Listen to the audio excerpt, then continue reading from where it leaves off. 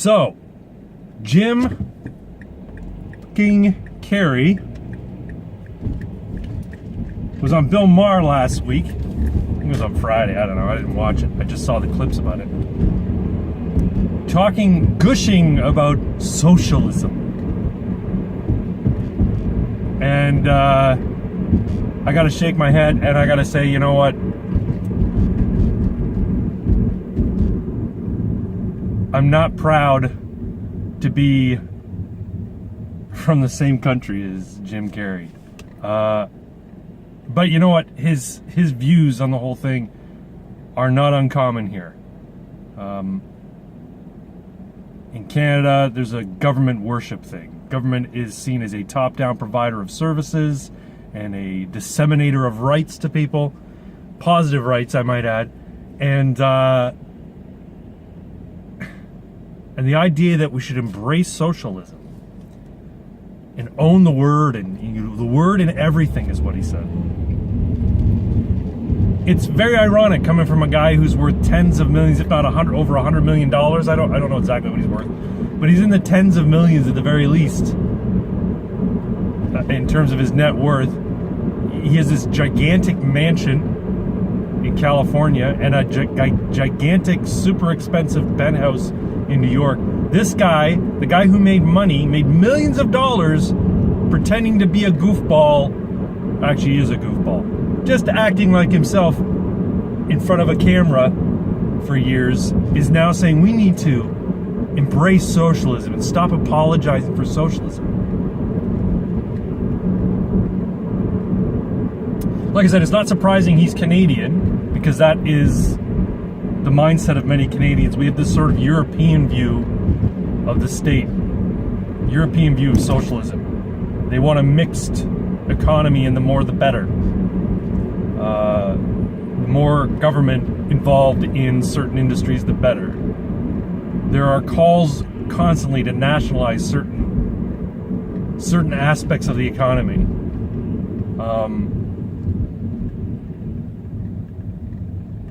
The big scandal is Justin Trudeau bought a pipeline, and the courts ruled that the pipeline can't be built because of grievances raised by Indigenous people here in Canada. So the pipeline that he spent piles of money on, which apparently he overspent, can't be built now. And to me, I'm like, what the fuck is the government doing building pipelines?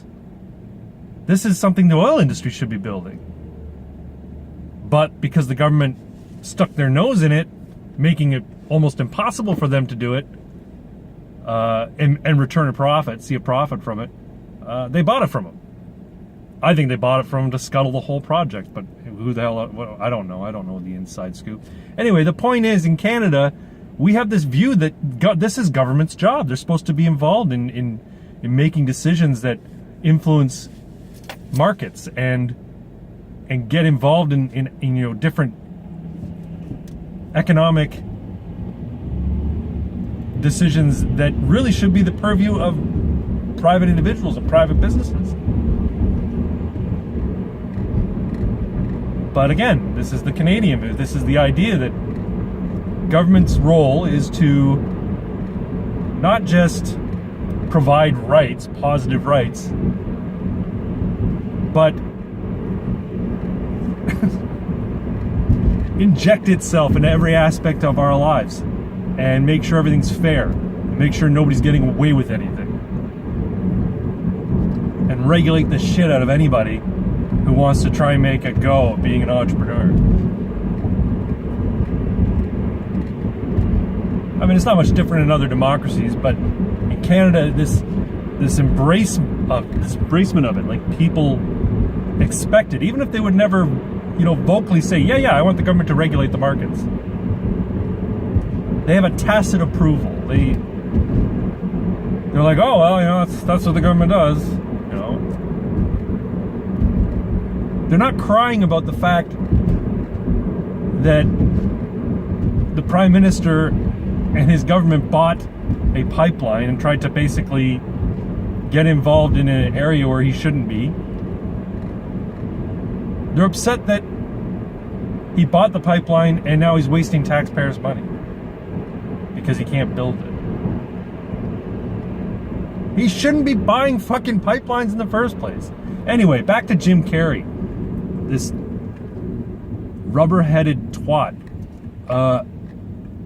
It's not surprising to me that he would embrace socialism, even though it seems kind of ironic, a guy who's made millions of dollars off of a capitalist system being paid to be an idiot in front of a camera. See, what happens is people get successful. They start to make lots of money, and rather than count your blessings and go, wow, I've been really fortunate, I've really been lucky, and and I owe it all to my fans, I owe it all to the audience, I owe it all to this system that allowed me to provide to people something that they want and saw value in, and made me lots of money in the process. Rather than count their blessings, they start to feel guilty over it, right?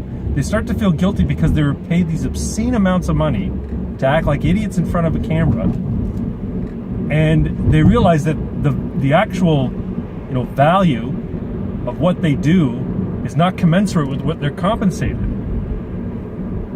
That, look, I just act like an idiot in front of a camera, and you're paying me $10 million to do it? I sat in my trailer most of the fucking time. They feel guilty because they didn't actually do any work. So, and they've made obscene amounts of cash, and they have these obscenely huge properties. So they're like, this isn't fair. We need to embrace socialism to make life more fair. Never mind the fact that Jim Carrey would never, couldn't fathom having the state come in and take his belongings, liquidate it, and distribute it amongst the proletariat. That's not the socialism they're talking about. No, they're talking about, Norwegian socialism and Nordic countries socialism and European socialism. Never mind that those countries are going bankrupt from their social programs.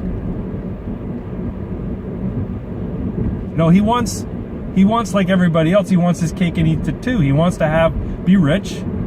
He wants to be able to make gobs of money and keep most of it. But he also wants for things to be fair and for the little guy to have access to health care. Well, the little guy does have access to health care. But just like food and your car and your house, you get what you pay for. So if you don't have a lot of money, you're getting low quality health care. And people are like, well, that's not fair. In Canada, people think that is the most obscene crime, that rich people should want to have better care than poor people get. How dare they? What a bunch of greedy assholes. This is the mindset in Canada. We can't have a two-tier system. We can't have a single-payer system alongside a for-profit system, because then all the good doctors would go to the for-profit system, and people who couldn't afford the for-profit system would have terrible care. Well, the argument goes, well, if the government can't provide good care at an affordable rate for people who don't have a lot of money, well, maybe the government shouldn't be involved in it then. So this is the pushback against allowing markets into areas that, until half a century ago, was the sole purview of markets, was the sole purview of private enterprise and charitable organizations, right? Catholic Church, plenty of other fraternal organizations. They built churches, or they built hospitals and orphanages, and they were involved in the charitable aspects of healthcare and other what would be deemed necessary services for people who couldn't necessarily afford it. There were organizations out there taking care of them. There are co-ops out there. But no. Single payer is the way to go because it's more fair. And if you have to wait 8 weeks for an MRI, well, you gotta wait 8 weeks for an MRI. I was watching a thing on Louder with Crowder, and he was talking about how apparently there was some sort of statement brought out by the UN saying, look, the wait times in Canada's socialized healthcare system constitute a crime against humanity, or some sort of humanitarian humanitarian crisis. I think there was somebody in Quebec who had to wait so long to get service, and they wouldn't allow him to seek services elsewhere, and you know, basically give him a voucher to get those services in the for-profit system. And the courts ruled in Canada that that's against the law, that, you know, that's unconstitutional.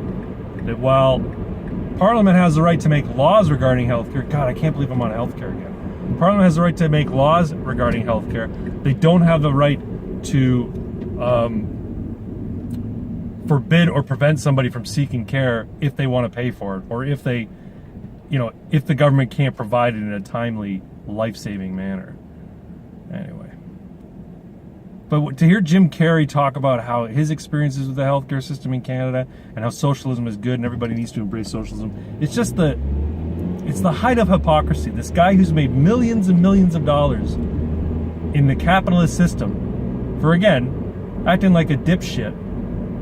And he's now saying, no, we want the government involved in the economic well-being and in the decisions about healthcare for everybody. People can't be expected to provide for themselves. Government needs to take care of them. But again, he's Canadian, right? This is the mindset of Canadians, that it's the role of the state to take care of people. It's not the role of the state to protect people's rights and let them get on with taking care of themselves. Anyway, I'm almost at work. I just wanted to give a shout out to another YouTuber. His name's Ben Tomlinson. He's a fellow Canuck. I think he's out west, and he talks about politics as well. Check out his channel. I'm going to try and arrange for him and myself and Irving Twin to do a Canucks only Hangouts on air or live stream or whatever, right? So I'll touch base with them in the next couple days and see what I can do about that. And so just keep watching this channel.